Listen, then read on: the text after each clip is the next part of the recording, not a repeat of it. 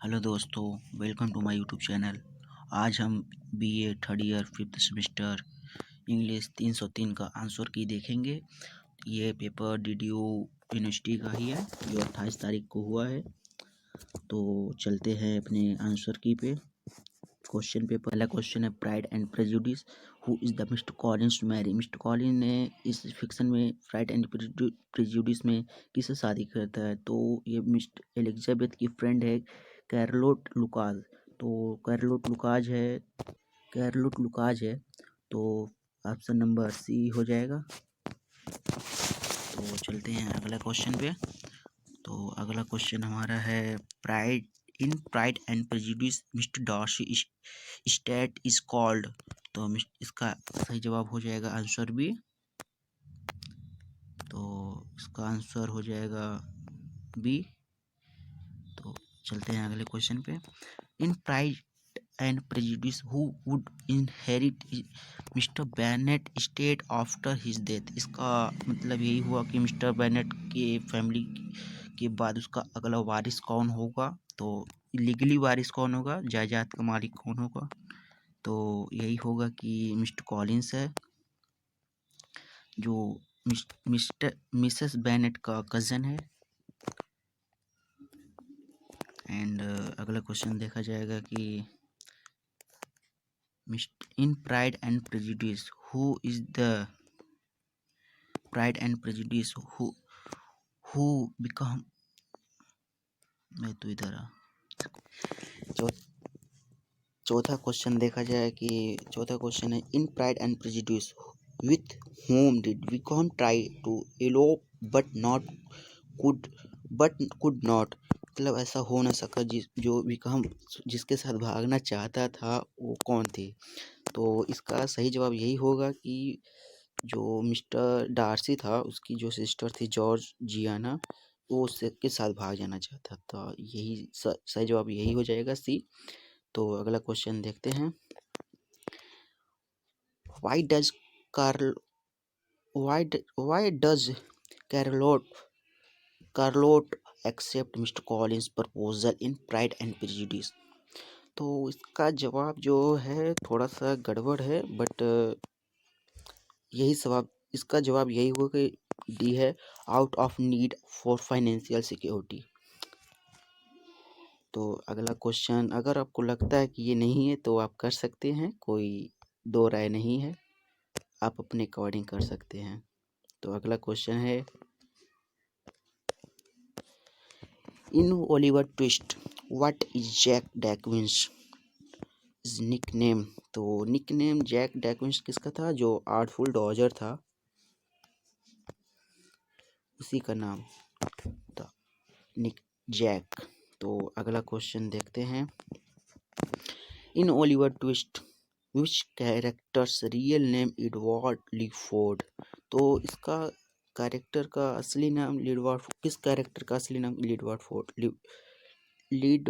लीफोर्ड था, एडवर्ड लीफोर्ड, ठीक है। तो जो ओलिवर ट्विस्ट का हाफ ब्रदर था मंक्स। तो सही आंसर सी हो जाएगा। तो अगला क्वेश्चन आगे देखते हैं। तो what is the major symbol of order civilisation in the novel Lord of Flies? तो इसमें सिंबल किस सिविलाइजेशन का, की ऑर्डर और सिविलाइजेशन का किस सिंबल, मतलब कौन सा सिंबल था? तो जो शंख था, शंख जिसको इंग्लिश कॉन्च बोलते हैं, कॉच, तो वही था। ऑप्शन नंबर सी हो जाएगा। तो अगला क्वेश्चन देखते हैं।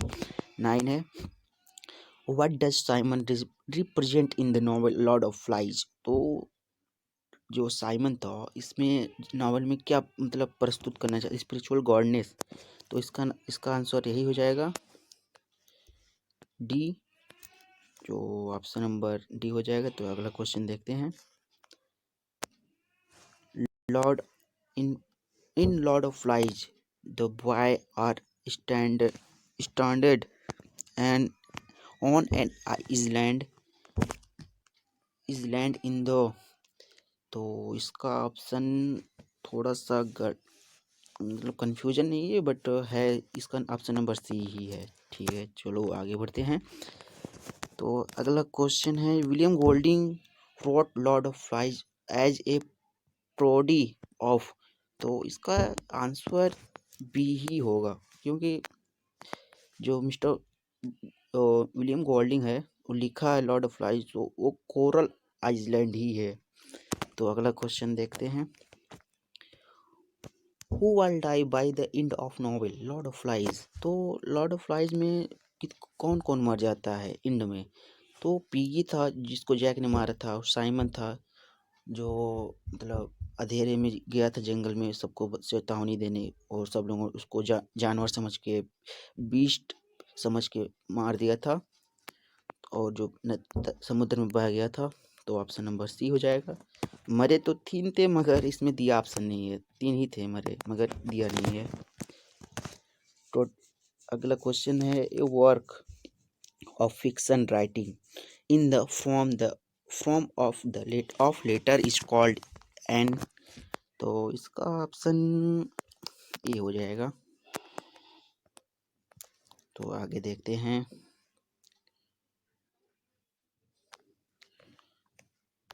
तो अगला क्वेश्चन है, who out of following is known as the inventor and the greatest practitioner of historical novel. तो इसका ऑप्शन जेन आस्टेन होगा। तो इसका ऑप्शन जेन आस्टेन हो सकता है, बट इसमें जो लड़का है लगाया है सर वॉल्टर स्कॉट। तो आप देख सकते हो, ये छोड़ दे रहे हैं, गलत नहीं बताएंगे। तो अगला क्वेश्चन है 15, तो Jane Austen's Pride and Prejudice is an example of. तो ये एग्जाम्पल मतलब किस नॉवल पे ये जो है जेन आस्टेन, मतलब इसमें से जो 4 ऑप्शन दिया है, domestic novel, Gothic novel, historical novel, picaresque novel, तो इसमें से किस नावल से मतलब एग्जाम्पल है इस प्राइड एंड प्रेजुडिस। तो इसका आंसर यही होगा, आंसर हो जाएगा, तो इधर आओ, ए हो जाएगा, डोमेस्टिक नावल। तो आगे देखते हैं, E.M. Forster in aspects of the novel 1927 made a distinction। तो इस 16 क्वेश्चन नंबर है, तो इसका क्वेश्चन यहाँ तक हो गया था, distinction between flat and round. तो इसका आंसर क्या हो जाएगा। तो इसका आंसर यही होगा कि कैरेक्टर, तो इधर आओ, कैरेक्टर हो जाएगा।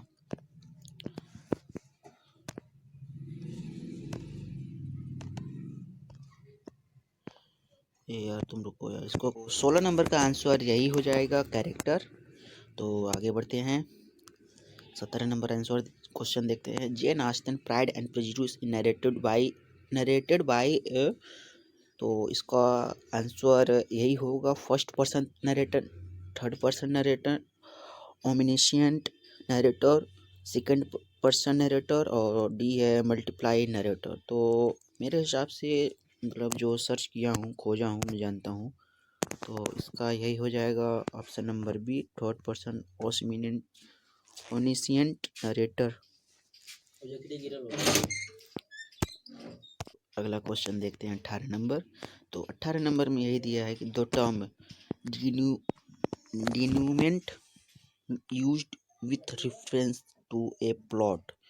तो ये जो ऑप्शन में दिया है, beginning of the story, climax of the story, the resolution of the story, the middle of the story, तो इसमें मेरे हिसाब से आंसर ही नहीं है। तो इसका आंसर ये हो जाएगा कि दो एंड ऑफ स्टोरी। तो यही होगा, द एंड ऑफ स्टोरी। मेरे हिसाब से ये ऑप्शन नंबर सी दिया है, लगाया है, जो भी सही होगा कि नहीं, मगर यही होगा, ऑप्शन में दिया ही नहीं है, तो आप इसमें चेक कर सकते हैं। तो अगला क्वेश्चन देखते हैं 19 number, Lord of flies which character speak the Lord of flies. मतलब इसमें जो लॉर्ड ऑफ फ्लाइज जो मतलब फिक्शन दिया है नॉवेल, तो इसमें किसने कहा, मतलब किस बच्चे ने कहा, किसके द्वारा कहा गया है लॉर्ड ऑफ फ्लाइज, इसमें कौन बोला है? तो इसका आंसर हो जाएगा साइमन, साइमन बोला है। तो ऑप्शन नंबर सी हो जाएगा। तो अगला क्वेश्चन देखते हैं, क्वेश्चन नंबर 20।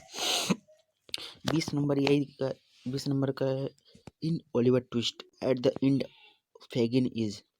तो ओलिवर ट्विस्ट में जो फेगिन था, जो थीफ गैंग का मालिक, मतलब जिसका थीफ गैंग था, चोरों का सरदार था, चोरी सबको चोरी करवाता था, तो उसका कौन था? मतलब जो एंड में था, एंड हो जब नॉवेल का एंड हुआ था, तो कौन, मतलब कैसे उसको अरेस्ट किया गया था, कि फांसी दिया गया था, कि भाग गया था, कि सुधर गया था, क्या किया गया था? तो इसमें ऑप्शन में बहुत मतलब शॉर्ट्स में दिया है, तो इसका ऑप्शन नंबर यही हो जाएगा। ज़्यादा टाइम ना लेते हुए आगे बढ़ जाए, ऑप्शन नंबर सी हो जाएगा, हैंगेट। उसको अरेस्ट करके फांसी दे दिया गया था। तो 21 नंबर है, Jane Austen Pride and Prejudice was originally written under the title. Under the title लिखा है, अंडर द टाइटल, तो इसका प्राइड एंड इग्नोरेंस नहीं होगा, लिखा तो है कोई। ट्रूथ एंड फिक्शन नहीं होगा। फर्स्ट इम्प्रेशन, ये फर्स्ट इम्प्रेशन। और पेंटेंशियन, पेटेंशियन एंड परसर्वेंस, तो ऑप्शन नंबर सी हो जाएगा। अगला क्वेश्चन है, metaphysical poetry was written in. तो metaphysical poetry was written in, तो ऑप्शन नंबर डी होगा, जैकोबिन एज। तो ऑप्शन नंबर डी अगला है। 23 number, which of the following best describe the Bennet, Mr Bennet's behaviour thought the novel Pride and Prejudice. तो Mr Bennet जो Elizabeth का father थे, तो वो मतलब उनका बिहेवियर इसमें किस प्रकार का था? तो इसमें ऑप्शन जो दिया है पढ़ने में टाइम लग जा रहा है बार बार, तो आगे देखा जाए। तो ऑप्शन नंबर डी हो जाएगा, detached and sarcastic, option number D हो जाएगा। जो ऑप्शन अगला क्वेश्चन देखा जाए, in the novel Lord of Flies what is the name of the boy who is the tendency to stammer and is often ridiculed. तो इसमें जो piggy है, जो पीगी है वही है जिसको सब लोग चिढ़ाते हैं, जो हकलाता है बोला है ना इसमें। टेंडेंसी एंड स्टेमर वही होता है, हकलाना। तो इसमें पीगी है तो मोटा भद्दा है, तो मेरे हिसाब से पीगी ही होगा, बट इसमें आप चेक कर लीजिएगा। तो what is object do the boys use to ignite their signal fire on the island in Lord of Flies. तो जिस उस लैंड पे जो मतलब आग जलाया गया था, तो किसके द्वारा जलाया गया था? जो आग जलाया गया तो सी, मतलब ऑप्शन नंबर सी हो जाएगा, पीगीज ग्लासेस। पीगीज का जो आई ग्लासेस था, जो आई मोटा चश्मा था, उसी से लगाया था, उसी से आग लगाया गया था उस आइसलैंड पे। तो ऑप्शन नंबर सी हो जाएगा। अगला क्वेश्चन देखते हैं, 25 नंबर क्वेश्चन नंबर ये कहता है कि the type of the novel which the dark mysterious tone which often involves supernatural elements is called. तो सुपरनेचुरल इज कॉल्ड, तो इसमें यही ऑप्शन नंबर दिया है, romance of novel, fantasy of novel, science fiction, Gothic novel. तो इसका option answer यही होगा, गॉथिक नॉवेल। तो 27 नंबर है, तो 26 नंबर का डी हो जाएगा आंसर, और 27 का देखते हैं, novel that revolve around the adventure of the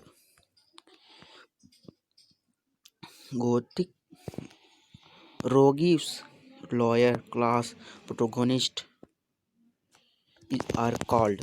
तो मतलब ये जो नॉवेल है प्रोटोगोनिस्ट आर कॉल्ड, इसको पिकारेस्क नॉवेल, इसका आंसर यही है। मतलब ज़्यादा टाइम हो जा रहा है, देखते हैं, इसका आंसर ये हो जाएगा 27 का। तो अगला देखते हैं, पेमेला इज एन एग्जाम्पल ऑफ। तो इसका एग्जाम्पल है एपिस्टोलरी नॉवेल। तो इसका आंसर हो जाएगा ए। ये जो लगा है गलत लगा है, हमसे ये गलत हो गया, इसका ए सही है। तो आगे देखते हैं। Who is the eldest of the Bennett sister, pride and prejudice.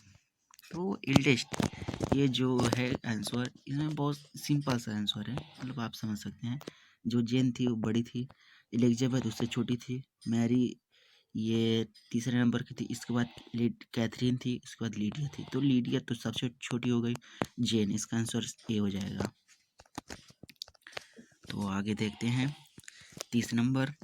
In Oliver Twist what comment of Noah Claypole enrage Oliver at the undertaker place. तो जो नोआ नाम का लड़का था, जो कॉफिन में बनाने वाला जगह दुकान शॉप पे था, तो उसके तो जो ओलिवर को क्या बोल दिया था, क्या कमेंट कर दिया था, वो कमेंट उसको गाली दे दिया था, जो गाली बहुत गलत तरीके से बोला। ऑप्शन नंबर सी, नोहा इंसल्ट ओलिवर से, मतलब उसकी माँ को गाली दे दिया। तो ऑप्शन नंबर डी हो जाएगा। 31 नंबर क्वेश्चन देखते हैं।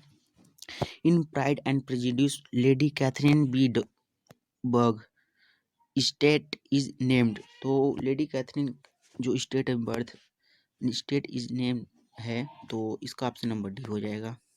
रुको यार, ऑप्शन नंबर डी हो जाएगा।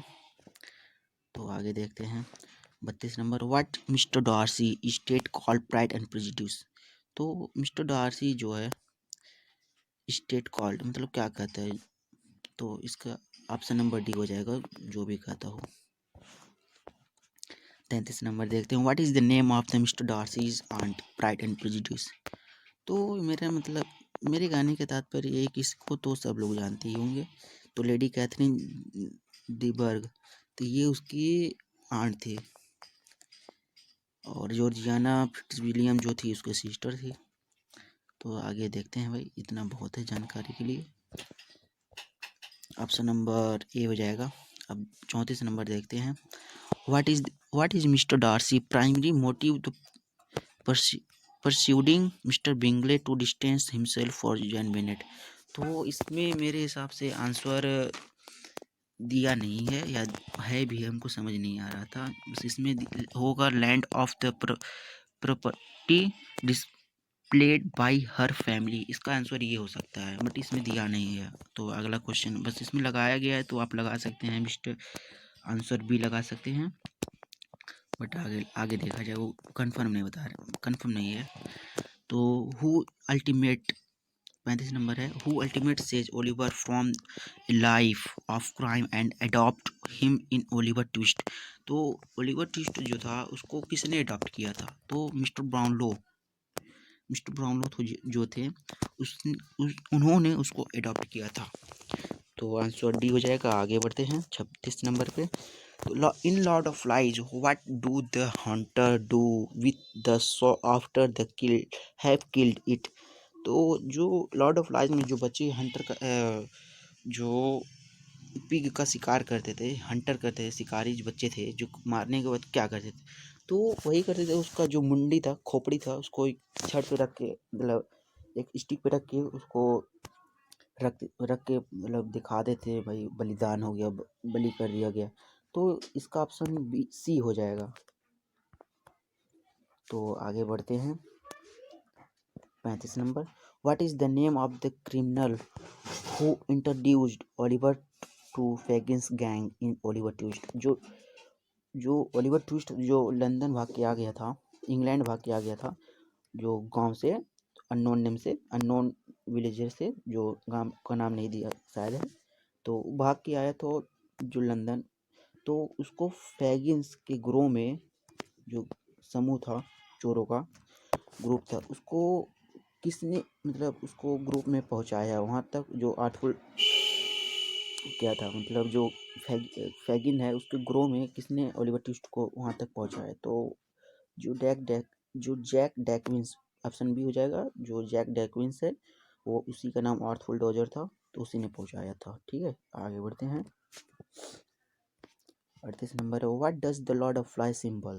तो इसका लॉर्ड ऑफ फ्लाइज का सिंबल क्या है, सिंबलाइज क्या है, तो इविल। तो आंसर सी हो जाएगा। आगे बढ़ते हैं 39 पे। What is the fate of Bill Sikes at the end of the novel Oliver Twist. तो इसका बिल साइक जो मतलब किस तरह नावल के एंड में किस तरह से मतलब उसका डेथ हो जाता है, एंड में मर जाता है। Bill Sikes end of the novel, नहीं वो मरता नहीं है। वो क्या होता है उसके साथ, तो एक्सीडेंटली किल हिमसेल्फ, तो ये नहीं होता है, मरता नहीं है शायद, वो एक्सीडेंटली मर जाता है। बट इसमें दिया तो कुछ कंफर्म नहीं बता सकते हैं, बट वो मेरे हिसाब से सी ही होगा। मेरी लॉन्ग वीडियो हो रहा है तो उसके लिए आप टाइम निकालिए, आंसर की मिलाना है तो निकालना पड़ेगा।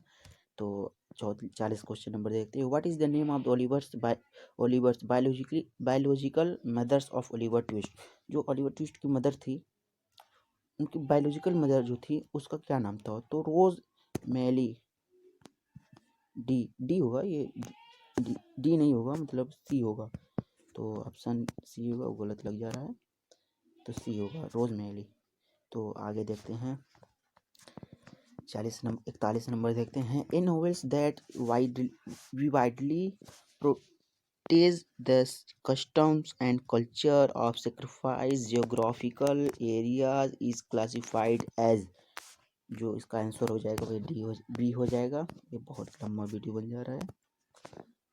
आगे देखते हैं, भाई थोड़ा जूम हो जाओ, इतना भी नहीं, बस इतना रहने दो। आगे देखो 42 नंबर है। 42 नंबर क्वेश्चन क्या कर रहा है। A novel primarily concerned with the relationship daily life and intimate experience of character within है household is known as. जो हाउस होल्ड जो नोन एज मतलब उसको जो फैमिली कैरेक्टर रिलेशन जो स्टार्टिंग पॉइंट जो नॉवल बताता है वो मतलब किस तरह का होता है, जो घरेलू जो घर से रिलेशन रहता है, घरेलू टाइप का जो नॉवल होता है उसको क्या कहा जाता है। तो मेरे हिसाब से हाउस होल्ड नैरेटिव होना चाहिए, बट इसमें दिया मतलब यही है, बी ही है। आप इसको चेक कर लीजिएगा, मेरे हिसाब से ये, और डोमेस्टिक नॉवल भी हो सकता है। तो 43 नंबर देखते हैं। Which term refers to sequence of event that make up a story. तो ये डायरेक्ट आंसर मिल जाएगा भाई, डी प्लॉट हो जाएगा। 44 नंबर क्वेश्चन देखते हैं, भाई थोड़ा पानी पी लो। तो नेक्स्ट अगला क्वेश्चन देखते हैं 44 number. Which the term describe the events that occur after the climax leading to the resolution of the story. जो स्टोरी होता है, मतलब जो कोई भी स्टोरी होता है तो उसका मतलब ये तो डायरेक्ट हो जाएगा, डायरेक्ट बताएंगे आपको। ये तो इसका यही होगा कि एंड ऑफ द स्टोरी, तो ये क्या दिया, सोल्यूशन ऑफ द स्टोरी। तो इसके हिसाब से भाई रुको यार, इसका आंसर यही हो जाएगा, ए हो जाएगा। मैं कलर चेंज करो यार, थोड़ा सा गड़बड़ हो रहा है, बढ़ाओ, चलो ठीक है।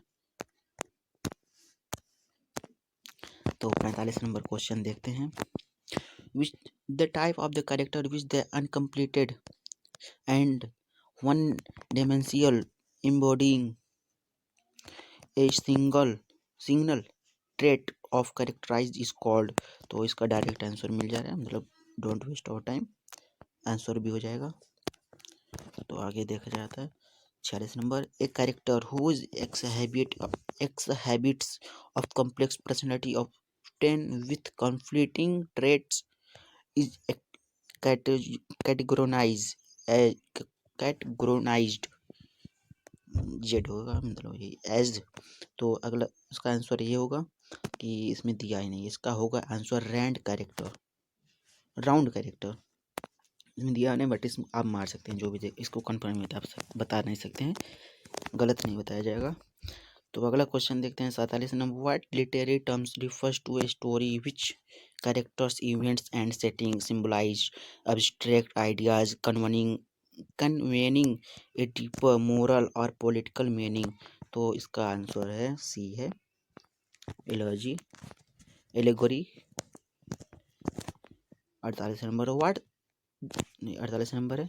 The type of novel set the particular historical period featuring historical figures as characters is called. तो इसका आंसर यही होगा, हिस्टोरिकल नॉवेल। बट आप मार सकते हैं इसको, कंफर्म नहीं बता सकते। ये भी जो भी गलत होगा भाई हम बता दे रहे हैं, आप चेक कर लीजिएगा। आखिरी के 2 सवाल बचे हैं। 49 नंबर क्वेश्चन है, the character who creates conflict for the central characters in the work of fiction is called. तो यही होता है कि भाई प्रोटोगोनिस्ट हो जाएगा, प्रोटागोनिस्ट हो जाएगा, टी हो जाएगा। तो 50 नंबर आखिरी सवाल देखते हैं भाई, बहुत मेहनत लगा है, तो लाइक शेयर सब्सक्राइब सब कर दीजिएगा और अपने दोस्तों को भी शेयर करिएगा और स्टडी रिलेटेड ग्रुप में भी सेंड करिएगा। जो भी बीए 5th सेमेस्टर इंग्लिश का पेपर दिए होंगे तो आप 50 नंबर क्वेश्चन देख सकते हैं। In Lord of Flies who is the beast that hunts the boy. भाई बैकग्राउंड आवाज आ रहा है इसलिए वॉल्यूम बढ़ा लीजिएगा। तो इसका आंसर यही हो जाएगा, there is not literally beats, मतलब वहाँ कोई बीट्स नहीं था, इमेजिनेशन था। तो इसका आंसर यही हो जाएगा, डी हो जाएगा। तो भाई हमने बहुत मेहनत किया है, आपको भी मेहनत करना है, बस एक बटन दबा के। तो अब चलते हैं हम अपने फर्स्ट पेज पे। आप लोग देख सकते हैं कि ये भाई ये इंग्लिश का 303 कोर्स कोड है, बीए 5th सेमेस्टर। तो आप लाइक करिए, शेयर करिए, सब्सक्राइब करिए, थैंक्स। और जो भी बापू पीजी कॉलेज के बच्चे होंगे भाई वो तो पक्का सब्सक्राइब करिएगा।